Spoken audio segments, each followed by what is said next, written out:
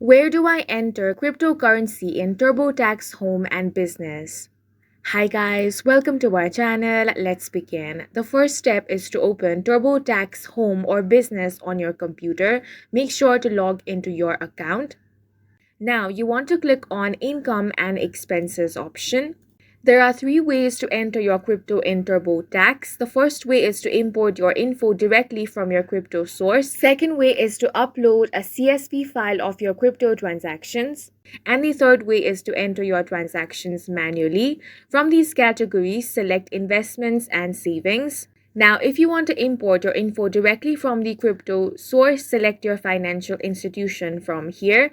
Otherwise, select Enter a different way. Now select cryptocurrency from here.